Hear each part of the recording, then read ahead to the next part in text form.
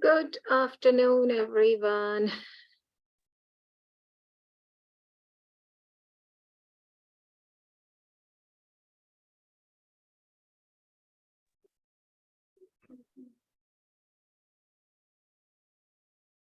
Good afternoon, Good Savina. afternoon.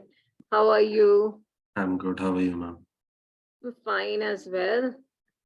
So you have buddies also joining in today. Some of the students have brought in their buddies. Oh, so this is buddies from anywhere? Good Yeah, afternoon, no, ma'am. it wasn't really buddy specific, but they were allowed Good to bring. afternoon, ma'am. Good afternoon. Good Good afternoon, afternoon, sir. ma'am. Good afternoon, ma'am. Good afternoon, sir. Good afternoon, ma'am. Good and afternoon. Good afternoon, Good ma'am. afternoon, teachers. Good afternoon. Sir, I have a doubt that will we have an exam for MUN? No, there No. won't be No, an no, no. exam. But the thing is, it's a test for you when Good afternoon, sir. whether you can understand and perform. So the real exam is when an Hi, action ma'am. takes Good place. afternoon. This is Prem. Good afternoon, ma'am and sir. Good afternoon, ma'am. Good afternoon. Good afternoon. Good afternoon, sir. Good afternoon, sir. Good afternoon.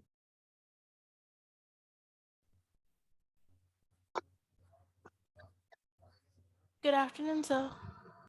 Good afternoon. Good afternoon, ma'am. Good afternoon, ma'am. Good afternoon. Sir, where are you now? Sir is in asking? bank. Oh. Ma'am, you? I am in Bhopal. Oh. Why do you ask that?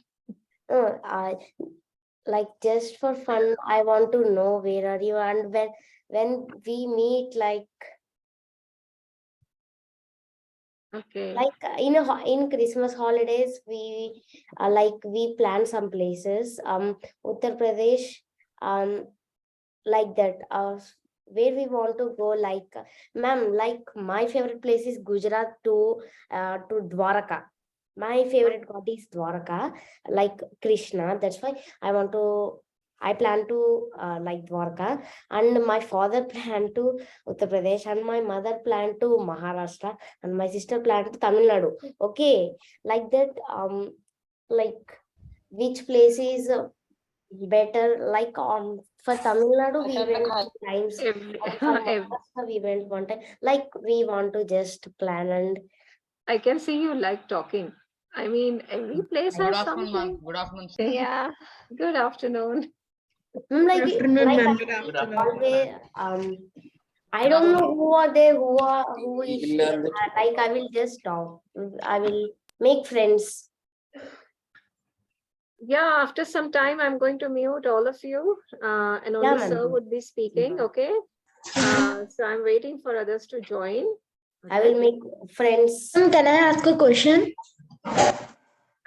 From sir. Yeah, ma'am. Okay. Yeah, go I'm ahead. disconnected. While So- we Sir, I wait. want to ask where is MUN held?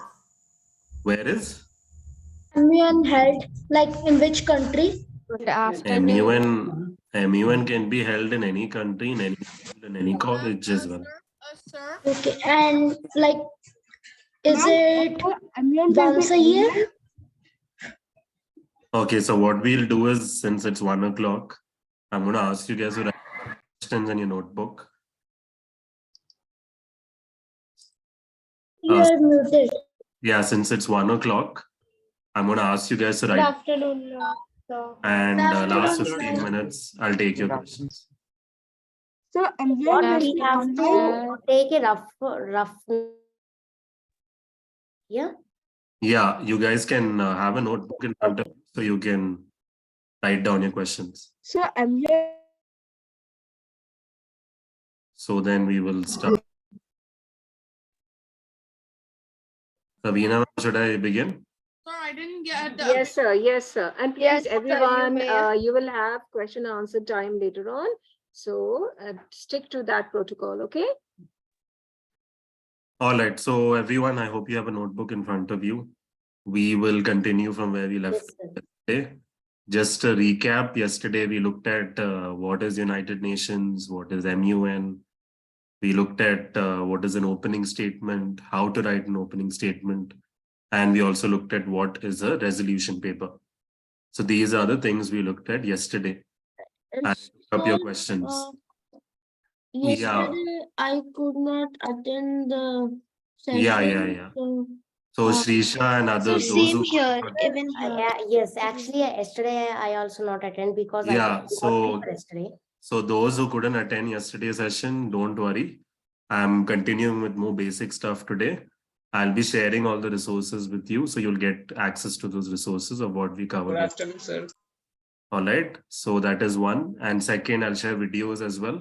So those who missed yesterday's session can catch up. So today I have my things to cover, so I will be covering that. All right. I'll just share my screen and then we continue. Those who have questions, raise your hand and I will take the questions in the last 15 to 20 minutes. All right. So if you can see my screen, what I'm covering today is terminologies. So the fact that a lot of you missed yesterday's session, I think this is very important and this is very basic. So I'd like you to give your complete attention here. So these are the various terminologies used in an MUN because you cannot use terminologies which you use in your regular classrooms or your regular interactions at home. You cannot speak when you want and you cannot oppose someone else's opinion whenever you want. So for example, if you look at the first terminology here on the slide, it's written motion, all right? So it's a request made by the delegate that as a committee as a whole should do something. So as I told you guys yesterday, it could be to propose a moderated caucus. It could be a motion to propose an unmoderated caucus. It could also be a motion to adjourn the session. So the word adjourn means let's stop, let's take a break. And you could also propose a motion to introduce a draft resolution. That means a resolution document, draft resolution document, which we covered yesterday. Or you can also propose a motion to start the voting procedure. That is when some of the resolution papers have been presented. So a motion is a way in which you get the whole committee to do something. Then you have the next two terminologies, which are working paper and resolution paper. Don't get confused between resolution paper and working paper. A working paper is a draft of the resolution paper, something which we covered yesterday.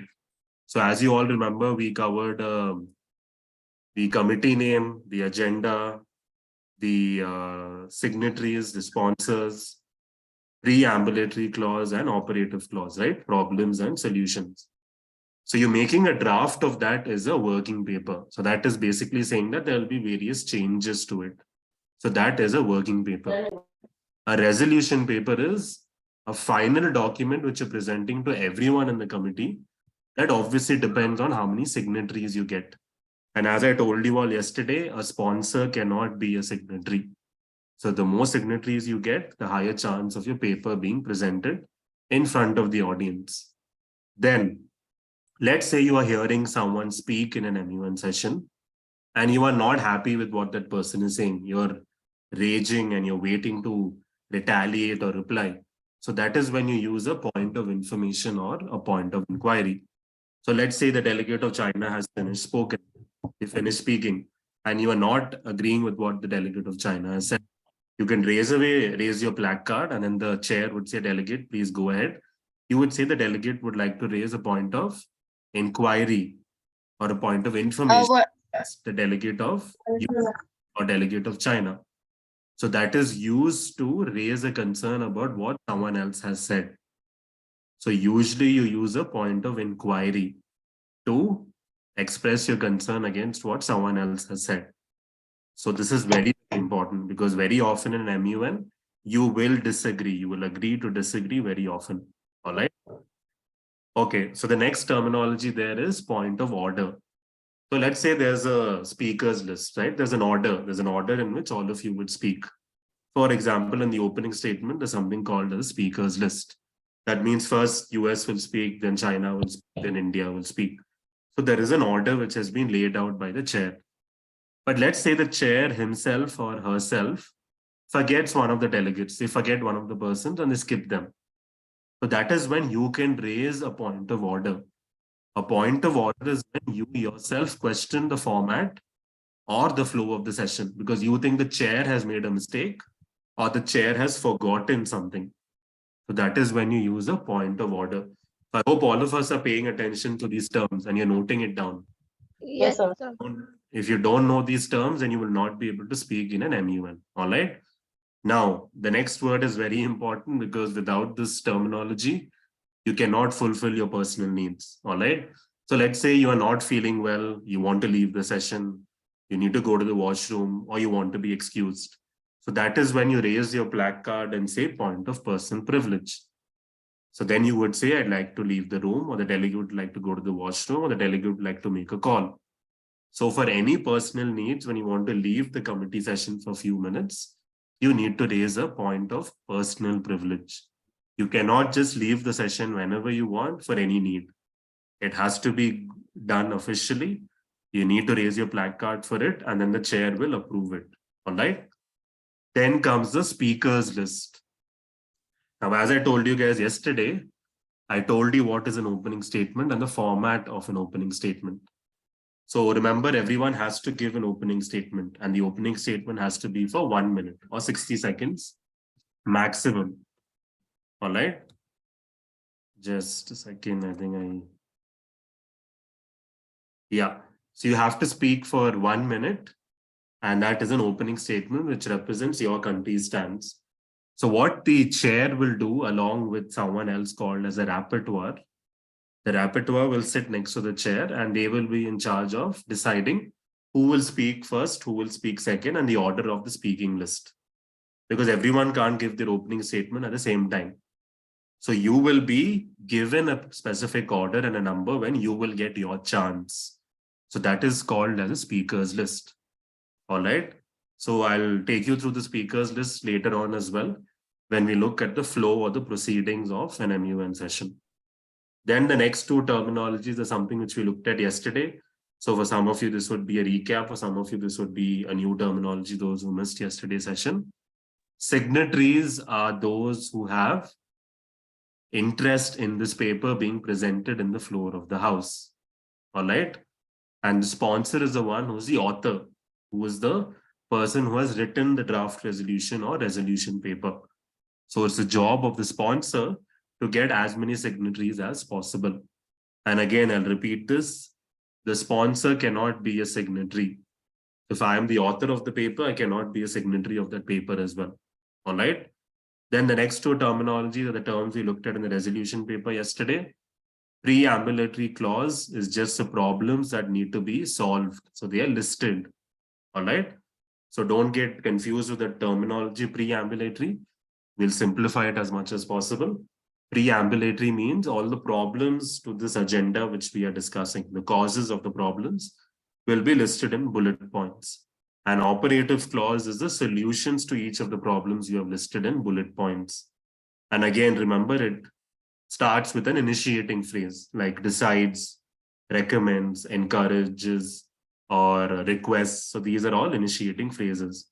Now I have another document which has a lot more terminologies, and I'd like us to go through this. So if you can see my Word document, we would be going through all of these. Okay, so I'm going to go through all of these words. Sir, Yeah. what means deglate? I didn't hear you. Can you repeat? What means It's delegate. Yeah, Delegate. delegates. Delegate is basically you. So every individual is allotted a country, right? Oh, A portfolio. So you are a delegate. Okay. Fine. So I'll take the other questions later on. So let's continue with the terminologies. The first word here is abstain. Just like what the English vocabulary word abstain means. Abstain is basically, we are not going to go with this particular procedure or a process. Let's resist. Let's not do it. So you as a delegate can abstain from voting. Just giving you an example. So abstain is you are opposing it or you're not willing to do it. That's what abstain means. All right. For example, you could say the delegate abstains from voting. So that is what the word abstain means. Adjourn, just like the word we use adjourn in class, or we use the word adjourn in a courtroom session. Adjourn is when we take a break. Let's stop. Let's take a break. Let's go for a juice break or a lunch break. Or let's end the session for today and we'll resume tomorrow. That's what adjourn means. All right. The third word is agenda. Agenda is obviously the main focus of the entire session for the 1 day or 2 days duration. And that will be the topic. So for example, as I told you all yesterday, if the committee is DISEC, Disarmament Committee, the focus would be on nuclear weapons and the Ukraine-Russia war. If it is ECOSOC, economic and social, it might be on the current recession and inflation happening globally. So based on the committee you're part of, you will have an agenda, and that will be the focus of the entire committee session. And obviously, you will represent a country as a delegate, and your focus is representing that country and researching well on that country. All right. Then the next word is amendment. All right. So an amendment is a change that is taking place, a correction. So usually you can have an amendment in a resolution paper or a working paper or a draft resolution paper. These are all the same terminologies. So I want you guys to pay attention to this, the two words in inverted commas. One is a friendly amendment and another one is an unfriendly amendment. All right. I think the screen share went. Sabina ma'am, the screen share has been disabled. Could I just get the screen share rights again? Yeah, I got it. Okay. Fine. So if you look at the amendment here, there's a friendly amendment and unfriendly amendment. So a friendly amendment is supported by the original draft resolution sponsors.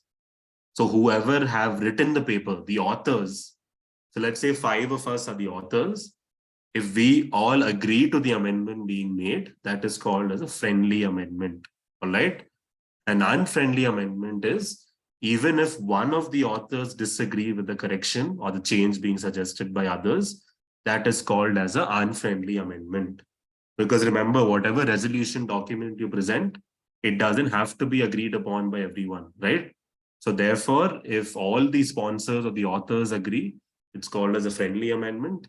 Even if one of the authors or sponsors disagree with an amendment being proposed, that's called as an unfriendly amendment.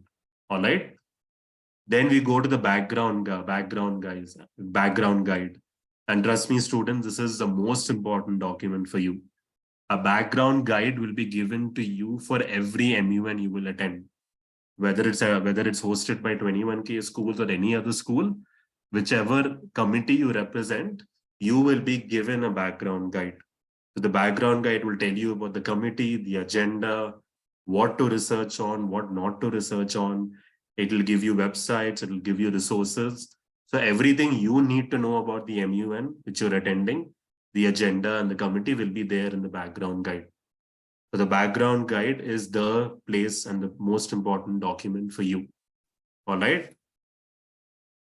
Then we move on to the word binding. So binding is basically, it's legally compliant. So you have to abide by it. That's what the word binding is. So usually when you start the MUN session, you have a roll call, an attendance, just like in class. So when the attendance takes place, you have two options. You say present or you say present and voting. Now, my suggestion is all of you always say present and voting, because then that allows you to vote during a resolution paper. So whenever there is voting taking place and there are amendments being made, that amendment is binding. That's what the word binding means. It is legally compliant. It has to take place. All right. Then we have something called as a block. So these are a group of countries which have similar needs. They usually group together because of geographical reasons as well. So there are various blocks which exist in the world. All right. For example, there's an ASEAN bloc, all right, Association of Southeast Asian Nations. So this is a group of countries. So similarly, there are various blocks. So I'm sure once you get research more about global politics and relationships between countries, you will understand more blocks. Then comes caucus. I told you guys yesterday, there are two caucuses, a moderated caucus, which is called as formal caucus, and an unmoderated caucus, which is called as an informal caucus. Then the chair is the most important person. Just like how the teacher is the most important person for you in class, the chair is the one who will lead the entire session. The chair will decide who will speak, what do we speak on, when do we speak, when do we adjourn for break, when has someone spoken wrong, when has someone spoken right. So the chair is the most important person for you. So it's very important that you have a good understanding and a good relationship with the chair, all right, whichever MUN you attend. Then the dais is the group of people who are in charge of the MUN. So this could be the teachers, few students who are part of the organizing committee. This could be the director, this could be the secretary general, or the rapporteur who takes the attendance, all right? So this is the dais, just like the school principal, the teachers, and the leadership team of a school. And MUN also has a dais, all right? Decorum is the same self-explanatory word just as we use in English. In an MUN, the chair expects decorum. So you cannot just be speaking whenever you want. There has to be a behavior, there has to be a code of conduct, and there has to be decorum. So it has to be respectful communication. You're only allowed to speak when you're asked to speak, and you cannot speak out of order, and you cannot use foul language. So that is the meaning of decorum, rules and regulations. And someone asked me earlier, delegate. So delegate is you. A delegate is someone who's representing a particular country. All right. So they are the representative of this entire country. So therefore, they should know the foreign policies, the allies, the enemies, the relationship with the UN of that particular country you are representing. The word delegation is everyone who's part of the MUN. So all the delegates or all the delegation which are present. So it is used to address everyone formally. Now the director is the one who's just like a principal of the school. So the director of an MUN is in charge of the entire MUN. So usually this might be your teacher, this might be the MUN in charge, or this might be a student who is highly experienced in MUN. This is a director, all right? Then the next word is division of question.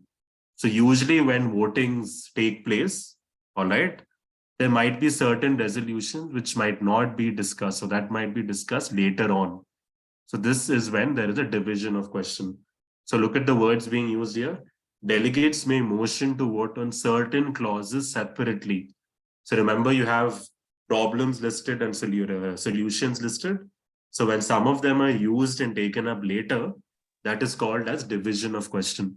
So sometimes because of limited time, and the entire committee might just choose few problems and few resolutions from your paper, your resolution paper. So that is when it's called as division of the question or division of question. Then there's a draft resolution, which is the same as a resolution paper. So this is something we covered yesterday. Faculty advisor is very clear. This is the teacher in charge. Flow of debate is a proceeding. So who will decide the flow of the debate? It is the chair.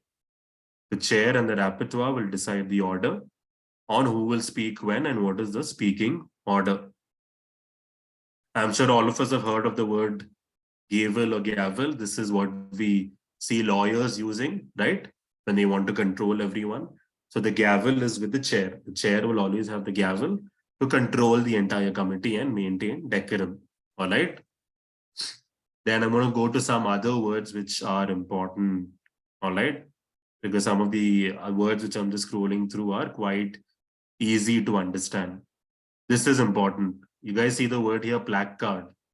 Now, whenever you attend an MUN, all of you will have a placard, all right? So placard is basically like a brochure or a big card which is kept in front of you wherever you are seated in the room. And that is a placard which you need to raise whenever you want to speak. So what will be on the placard is the flag of the country which you represent, because you are a delegate representing a specific country. So your identity is a placard. It's very, very important to you. All right. And the next one is point. So you could use a point of personal privilege, a point of order, or a point of inquiry. And I've already told you all what does the three words mean. All right. Don't get confused between position paper. A position paper, a working paper, a resolution paper are all similar. So I am not going to confuse you guys further with more details on a position paper. All right. Then there is a quorum, very, very important. So whenever any session needs to begin, whether it's in the beginning of the MUN, whether it's after a juice break or whether it's after a lunch break, A quorum is when you have the majority of the delegates being present. So let's say in our committee, there are 50 of us. The majority is more than half. So we need at least 25 and above. If I have 22, I cannot start the session. So the quorum is the majority of the members being present. Because unless the majority is not present, you cannot take a decision on any important issues. So therefore, the chair of the session will very often use the word quorum. I need a quorum to start. I need a quorum to begin. All right. Then comes the word rapporteur. This is the person who will help the chair. So the rapporteur will ensure that things are in order, things happen on track. So there will be a speakers list. So the rapporteur will be in charge of checking the speakers list. Whenever a moderated caucus or a formal topic is being discussed, there's obviously an order in which who will speak on the topic. So again, the rapporteur will decide who will speak when and what is the order for that speaking list. So that is the role of the rapporteur. Resolution is a resolution document. Please remember, students, there doesn't have to be one perfect resolution to an issue. There can be 6 different resolutions on the Ukraine-Russia war. For example, one resolution could be a truce agreement between both the countries. Another resolution could be NATO having extreme power and resources, so Russia is overpowered. Another resolution can be both countries stop fighting completely and there is a good understanding and pact agreement. So please remember, there can be 5 resolutions. There can even be 1 resolution. And one more thing, you could also end up not having any resolution at all. So this can also happen. Imagine you attend 2 days of MUN and there isn't any resolution at all. That can also happen. Okay. So this can also happen and you need to keep that in mind. Now, someone asked me a question yesterday, a very important and a good question. So what if someone, someone asked me a question, I have answered that question, and whatever that other person says, I actually disagree and I want to reply again. So whenever you want to reply, because you disagree with someone else's response, you could say right to reply. All right. Very often, right to reply is only used when you feel insulted or you don't feel satisfied or happy with someone else's response. Now, obviously, the right to reply will be approved by the chair. So again, you will raise your placard and then you'll have the right to reply. All right. Roll call is the attendance. So please remember, students, whenever the attendance takes place in an MUN, you can decide to respond in 2 ways. You can either raise your placard and say present, or you can say present and voting. Now, if you say just present, that means that you will only debate, but you will not vote for any resolution paper. So I strongly discourage this. I suggest all of you to say present and voting, because that enables you to vote for the resolution papers which are presented, which is very, very important. All right. Because what's the point of debating in an MUN session if you cannot vote on the resolution papers being presented? So whenever the roll call is being taken, please say present and voting. All right. Rules of procedures, the rules and regulations which have to be followed, which is what we've been discussing so far. All right. Signatory. All right. So as I told you all yesterday, signatory are the people who you need to get on board, who feel this is a good document to be discussed. So that's the job of the sponsors, to get as many signatories as possible. Speakers list, I've told you all already. And voting procedure is done and vote is also there. So vote is only done for resolution papers. Even when you propose a motion, it has to be voted on. So let's say I propose a moderated caucus, a topic. Only if the majority of the audience feels it is good, only then will this topic be discussed on. So please remember, whatever motions you propose, it will be voted upon. So let's say I propose a motion on NATO should stop supporting Ukraine. That's the motion I'm proposing as a moderated caucus with a time limit of 40 seconds per speaker with a total time of 10 minutes. So this is an example of a moderated caucus. Then the chair will reply, delegates in favor of this motion, please raise your placards. So remember, what the chair is now doing is taking a vote. How many of you believe this is a worthy enough topic to discuss? So anything you propose will be voted upon.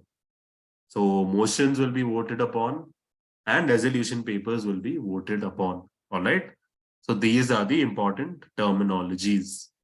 Now, let's say some of you are experienced in MUNs, and I'm sure over the next 5-10 years, you all will experience a lot of MUNs. Okay, I'm sure, and you all will do well. So you get opportunities to be part of the organizing committee. So these are the various positions which you can see on my slide, where you can take up to lead or be organizing the MUN itself.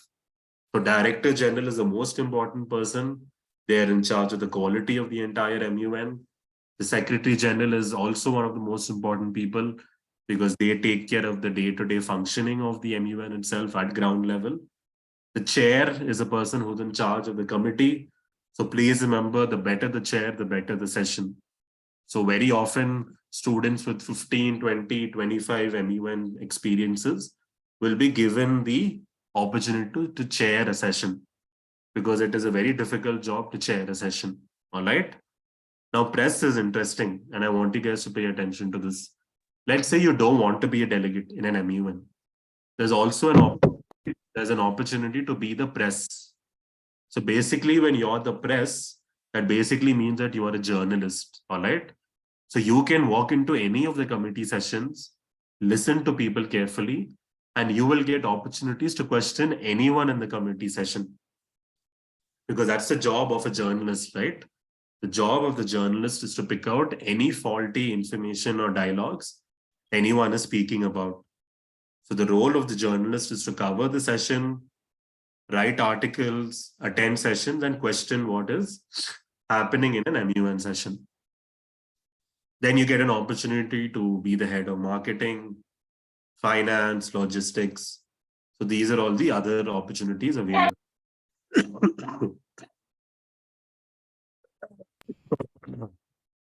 Excuse me.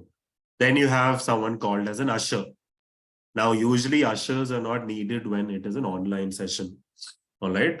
But when it is a physical session, if you're all in face-to-face, an usher is someone who will move around within the committee hall regularly to help others pass on chits between each other. So let's say I want to talk to the delegate of France without disturbing others. I can write a message and address it to the delegate of France and give it to the usher, and the usher will move around and give the chit to the delegate of France. So usher is very important in helping you all communicate within the committee sessions only when it is a physical session. All right. And rapporteur is another role which you can host as an organizing committee, where you maintain the order of the session. So who speaks when, who speaks first, who speaks second, what is the order of the resolution papers. All right. So this is the role of the rapporteur. So these are the various positions you can have when you start gaining more experience in having an MUN. All right. Now, some of you asked me yesterday, sir, what are the committees? Can we choose any committee we want? Now, these are just some of the committees which I'm showing you on the slide. Please remember, your school might have some of these committees. There might be other committees as well. So there are hundreds of committees which exist in the United Nations. I have just mentioned some of them. All right. So UNHRC leads with, it completely is connected with human rights issues. The UNDP, which is a development program, deals with development issues around the globe. All right. ECOSOC is Economic and Social Council. So they lead with the economic and social issues around the world. And DISEC leads with nuclear weapons, use of mass destruction weapons, the conflict between Ukraine and Russia war. So that is what the DISEC committee will deal with. All right. Then you have UNEP. So let's say some of you are really, passionate about the environment and climate change. So you might want to be part of the United Nations Environment Program, because that is a committee which will only deal with environmental issues. The last committee which I have on the slide is UNICEF, which deals with children's based issues. So children's malnutrition, infant mortality rate, child mortality rates, education, food, clothing, So any issues related to children are connected with the UNICEF. Please remember there are various other committees. Usually whenever someone hosts an MUN, there might be 4 committees or 5 committees. Your job is important, that you know all of these committees. You decide which committee you want to be part of, which is very important. And then once you've chosen your committee, you decide which country you want to represent. Now, the next slide is very important for you to look at, because you need to know what your teachers will help you out with. And look at the point in bold and underline. It has to be student-led. Your teachers will only give you feedback. They'll give you feedback on your opening statement. They'll give you feedback on your research. They'll give you feedback on the motions you are preparing. So your teachers will not spoon feed you. You need to do a lot of research. All right. Now, this is what you need to do as a student. If you do not do any of these, and trust me, you will struggle in an MUN. You need to know your areas of interest. Are you interested in nuclear weapons? Are you interested in economic, social issues? Are you interested in children issues? Are you interested in climate change? So you need to know what issues you are interested and passionate about. Then whichever country you are allotted to, you get to choose your country as well. Once you get your country, you need to know everything about your country. Who's the president? Who's the prime minister? How long has this country been in the UN? Who are the country's allies? Who are the country's enemies? What is the country's stance on the latest issues happening globally? So you need to do as much research as possible. Of course, you need to know the terminologies. The document which I went through, I will share it with you all. You need to make an opening statement before you attend an MUN. So that needs to be pre-prepared by you, and your teachers will give you feedback on that. You need to have motions ready as well, which would be topics to discuss. So you could prepare moderated motions and unmoderated caucuses. And you should at least have something in mind about what could be the possible resolutions in mind. All right. Now, students, look at the words in bold and underline. I know students who attend MUNs and they attend MUNs for the sake of it and they don't benefit at all. And the reason being, they don't speak, they don't talk to others, they waste their time and they daydream. So that is when the MUN is absolutely useless and redundant. But trust me, if you really want to benefit from an MUN, I told you all yesterday the benefits of why you should do an MUN. You need to go out and speak to others. You need to get chances to speak. You need to disagree with others. You need to debate. You need to do research on your country and the global issues as well. Now, that is when you really benefit from an MUN. And trust me, once you do all of these, you will have friends from various schools across the country. Your resume will be very well built. Colleges will really value your application, and you will have a very strong network, and your public speaking skills will also improve. And very soon you will get opportunities to organize MUNs as well. All right. Sir, I have a question. Yeah, I'm going to take your questions in another 10 minutes. All right. Just write down. Everyone write down the questions. I'll take your questions. Okay. I'm on one of the last few slides and I'll take your questions. Now, you need to know what is the flow of an MUN session, right? Because you need to know what happens from the start to end. This is not like your normal class. So in an MUN session, there's a very specific flow which is going to take place. So the chair is going to be the person who will sit in front of you, the person in charge. So the chair will introduce himself, the organizing committee, and the chair will introduce the agenda. So that is what the chair will do. That is the initial introduction. Then there will be a roll call. Now, roll call is just like the normal attendance which your teachers take. Now, as I told you all before, during a roll call, you will say present and voting. Don't just say present, all right? So that is when the roll call is done. So the chair introduces, then there's a roll call. Once the roll call is done, the chair will say, delegates who would like to present their opening statement. Then you will raise your black cards, all right? Then the rapporteur will write down the speakers list. I told you all earlier, what is the speakers list? The speakers list is the order in which the opening statements will be delivered. So you might be 5th in the order, 10th in the order, 50th in the order as well. So whenever your chance comes, you will speak. So you will then present your opening statements in order. Obviously, when others speak their opening statements, you can ask questions to them. So that is when you will use your opportunity to raise a point of inquiry. All right. So you'll raise your placard, raise a point of inquiry, and question the opening statement. That is only if you're permitted by the chair. All right. Then once opening statements go on, the opening statements will carry on for 1 day or 2 days. In between, the chair will ask, are there any motions on the floor of the house? So what this basically means is the chair is asking, what topic should we debate on connected to the agenda? So that is when you get an opportunity to raise some important formal or informal topics. So you can raise your placard, and if I'm the delegate of China, the chair will say, delegate of China, please go ahead. Then I, as a delegate of China, would say, the delegate of China would like to raise a moderated caucus on the topic of Russia should stop its attack on Ukraine immediately, with a time limit of 40 seconds per speaker and a total time of 10 minutes on this topic. So students, what have I just done? I have proposed a moderated caucus. I mentioned my topic. I have mentioned the speaker's time per person and the total time for the entire topic to be spoken about. So this is a moderated caucus. Once I've proposed this motion, the chair would say, thank you, delegate. Delegates in favor of this motion.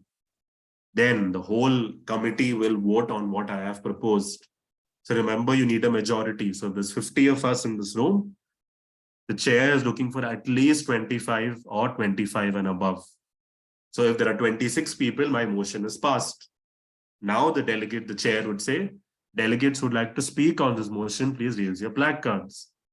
Then the rapporteur will identify those who want to speak on this motion, and you will be given a chance to speak on this motion. All right. So while the motions are being delivered, you could raise a point of inquiry. Someone responds to you and you disagree, you can say right to reply. So the debates will continue, and the debates go on like this. Then after a period of time, you can also propose a unmoderated caucus. And as I told you all yesterday, an unmoderated caucus is an informal topic, an informal discussion.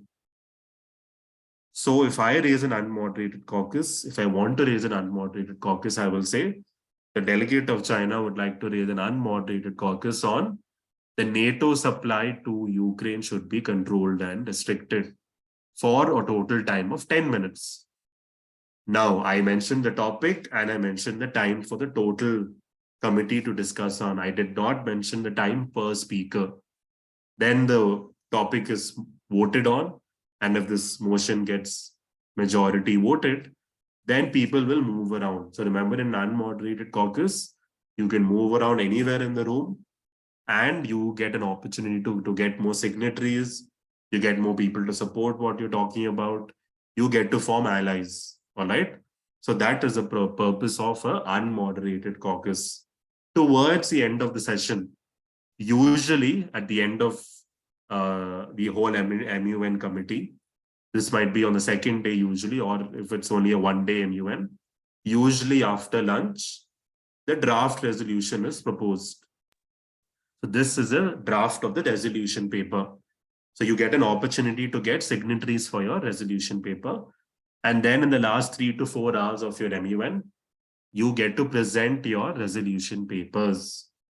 So your resolution papers will be voted on.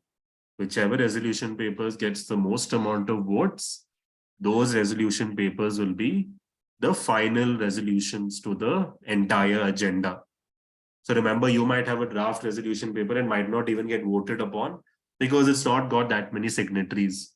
But if my paper has enough signatories, I will present it in front of everyone, and some of my points might be added on to the final resolution to solve the agenda itself.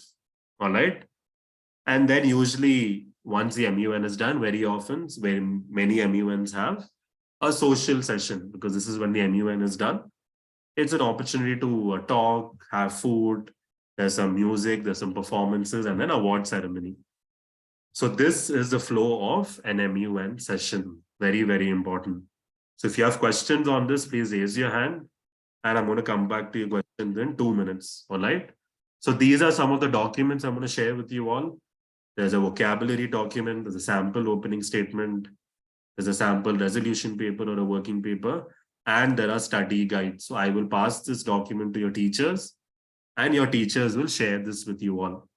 So whenever your school hosts an MUN and whenever you will participate in other MUNs, these documents are very, very important to you. I also have some videos here. So this PPT will be shared with you all. And as a homework, I'd like all of you to watch these 3 videos because these 3 videos are very informative and very useful to you. Okay, sir. To understand the flow and the proceedings of an MUN session. So you have videos, you have PPTs, documents which I'm sharing with you all. So now it's time for questions. So those who have questions, please raise your hands. Is this optional or not? Okay, raise your hand. I will choose your name. No one's going to ask out of order. So raise your hand. Sir, we can plan for yesterday's doubt also. Yeah. Those who have any questions, please raise your hand. I will choose who will answer. Sonakshi, go ahead, please. Yes, sir.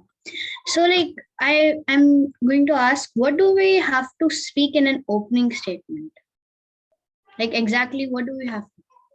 So I spoke about this, but I'll tell you again, even though I'll be sharing a sample with you.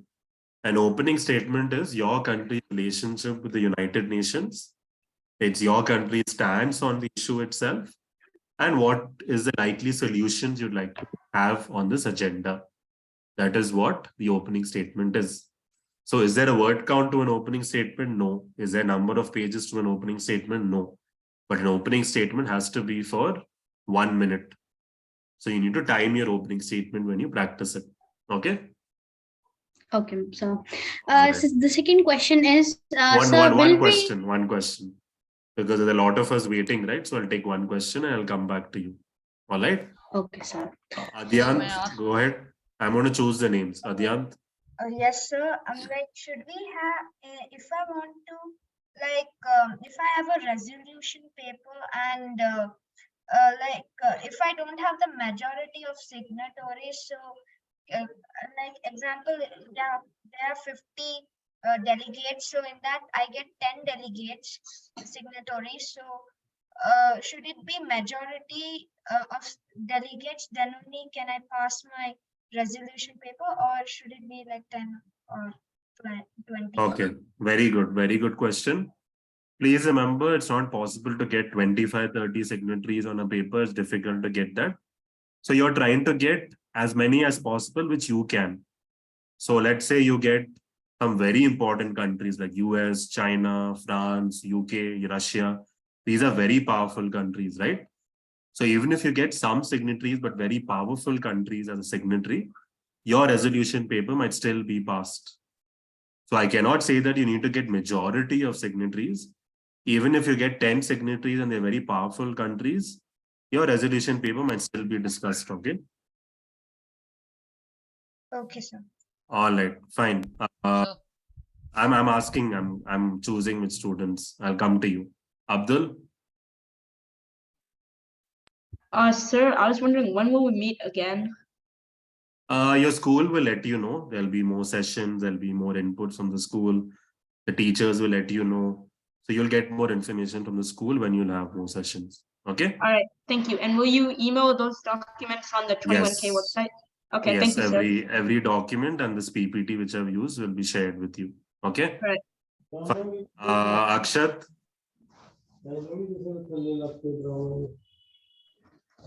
Sir, is it compulsory that a delegate must participate in making a resolution? Okay. So I'll tell you, what is the point of knowing how to drive a car if you don't drive the car? You understand the statement?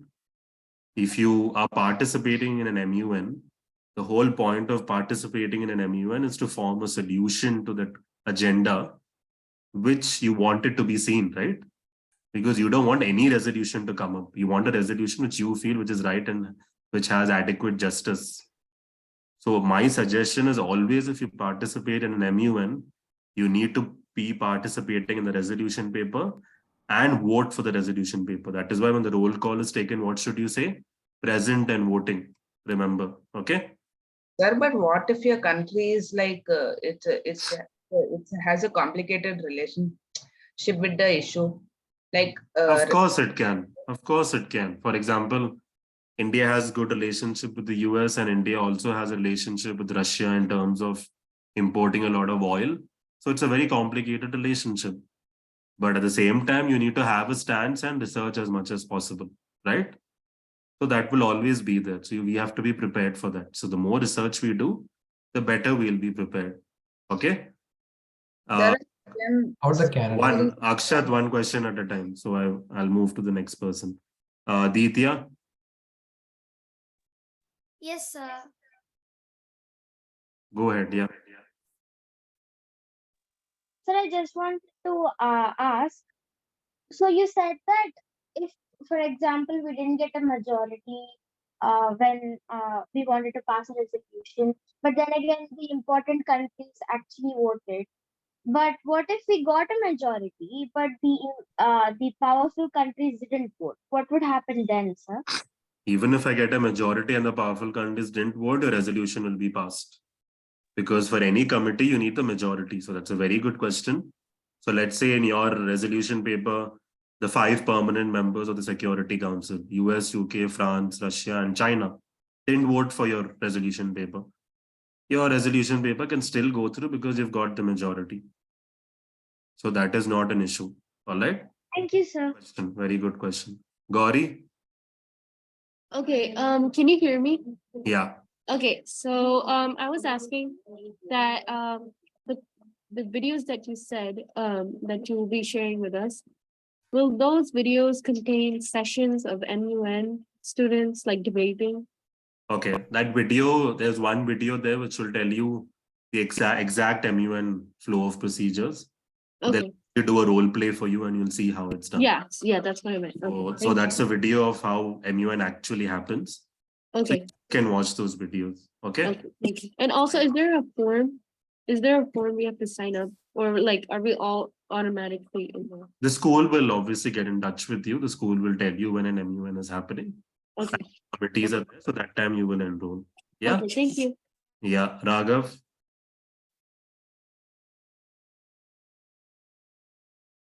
Raghav, you're muted. Oh, sorry, sir. So my question, when we are getting our country to present, What is your question? When do we? so my question is when I am getting my country to represent. Okay. So once your school decides to host an MUN, or once a school decides to send you to an MUN, they will tell you these are the 4 or 5 committees available. Now it's your job, Raghav, to understand these 4 or 5 committees and decide which committee you want to be part of. And once you decide which committee you want to be part of, you can choose the country you want to represent. I told you all yesterday, some MUNs even keep FIFA as a committee because they want it to be some fun, right? So if there's a FIFA committee and you want to be part of the FIFA committee and you chose to represent Qatar, you obviously have to speak a lot because there's a lot of controversies connected to Qatar, right? As a host. So that is how it will happen. Okay. But sir, FIFA isn't a government body. FIFA isn't a government body, but some MUNs still choose to keep certain committees like this to attract more participation. So some MUNs can have such committees. Yeah. Ritvik. So if I get the opportunity to act as a press in an MUN session, then do I need to choose a country or a committee? Okay, so the press will never be allotted to a country or a committee. You are the press for the entire MUN. So just like a journalist, you need to know what's happening in all the committees. So you can attend any of the committees anytime, listen to what's happening. And just like a journalist, you're also looking for any faulty speech by any delegate. And I'll be making articles. Exactly. You can question them. Ritvik, you can question them. You find any delegate speaking faulty facts, exaggerating, manipulating facts, you can note it down and question the delegate. Will I get a placard to show the chair? No, you will be having an ID card with you. Okay. Privilege as a press or a journalist. And your job is to move around, attend sessions, attend committees, and question any delegate who's not speaking right. Okay, fine. Thank you, sir. Right? And also cover the entire event, the magazines, articles, videos, which you will make with other journalists. Fine. Rishabh, Sir, I'm choosing names, please. I'll come to you. Rishabh. Yes, sir. So how exactly do we choose our countries? Who should we tell it to? And how exactly should we do this? Will you give any form or what should we do? Yeah, usually you'll get a form. So you'll choose your country and you'll choose your committee. So Okay, you'll sir. get Thank your, you. usually you'll be asked your first, second, third choice of preferences. And one of those preferences will be allotted to you. All right. Okay, sir. But Fine. what will happen if all of those preferences that I have, what if all those preferences were already taken? Then you'll get your fourth preference. As simple as that. All right. Sir, I understood. Thank you so yeah. much, sir.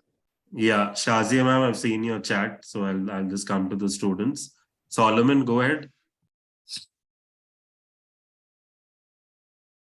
Yes, sir. Thank you so much for the opportunity. So, one of the questions I had in my mind was that if I, the delegate of a country whose relationship with another country is in the form of, let's say, enemies, and if I were to criticize that country in MUN, for example, if I were to criticize Qatar for its behavior towards immigrant workers, one, would that be accepted? Because one, we are having a peaceful gathering. I know we're supposed to be talking about finding a solution, but I criticize the country. And so would that be allowed? Of course, that is allowed. And of course, that is something you should be doing. That is the whole purpose of an MUN, where you are given a platform to criticize countries, especially if they're held accountable. And obviously, Solomon, when you criticize, you need to back it up with adequate evidences. So you need to present facts to support your argument. And as long as you support your arguments with facts, you have the right to criticize any country. Yeah, I understand, but like one thing I also had in mind, what if that country was also an ally? As in, I mean, I know that, that country is an ally, but then I also know what that country did was ethically and morally incorrect. And that is not something my country would stand for. I know it's an ally, and I know that in a real stage, if I did it, it would be devastating. But I believe that if we are having a stage where we can criticize a country's behavior, can I do that as well? Very good question. I hope others heard Solomon's question. Let's say I have something which my ally country, which I have a very good relationship with, has done something wrong. Should I question them or not? Now, it really depends on what you want. Are you willing to sacrifice that relationship for the betterment of that agenda and that solution? If you feel that agenda is not that important and your relationship with that country is more important, then you will mellow down your criticism, or you might not criticize at all.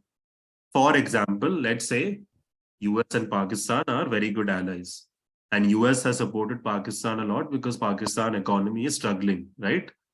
Now, Pakistan will not criticize US at all, because without US support, Pakistan would not have any financial help.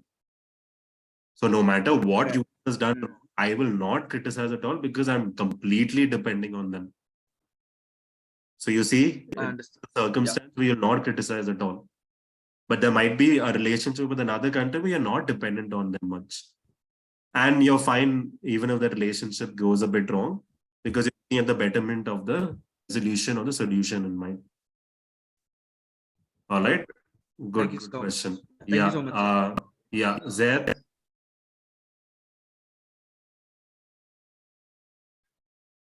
Zaid, go ahead. Are you there? Okay, I don't see Zaid there. Andrew? Yes. So my question is, when you're talking about the votes, to voting, so what does that vote? Should we vote for a delegate for a country or for our own, or like that roll call, please? Okay. So voting can happen for multiple things. Whenever you propose a motion, there's voting, because everyone will decide whether that's a worthy enough of a motion for us to spend time on. So whenever you propose a moderated or an unmoderated caucus, there's voting. whenever you are proposing a resolution paper, there is voting. All right. So you always have to have voting for a topic to be discussed on, and there's always a voting for a resolution paper to be presented and amended. So these are the two circumstances when voting happens. Okay, so then what about the roll call, present and voting? Like Yeah, that is basically you telling that you will be voting whenever there is a resolution paper. If you just say present means you will not be called for a resolution paper voting, which is something I always have told you guys that you should always take your roll call as present and voting. Okay. Okay, thank you, sir. Yeah. Saad. Yeah, so my question was, can we talk anything controversial like in economic and financial crisis when there was a recession? They didn't inform the people until it was like 4 months. So can we raise awareness that to tell the people when it's starting so that they will be aware and start saving? See, of course, you can raise controversial and sensitive points, but just raising controversial, sensitive points in the air is of no use. You need to direct it to some country. So you need to have adequate facts and evidences. Let's say I just accuse a country of causing the war. Okay. But I don't have enough facts and evidences. My argument will naturally become lackluster. It would not have enough value, and people will not vote for my points which I put. So you can always create and talk about sensitive, controversial points as long as you have adequate facts and evidences, and facts and evidences from credible resources. For example, Wikipedia is not a credible resource. Okay. Yeah. So that is important. Okay. Fine. Trinetra.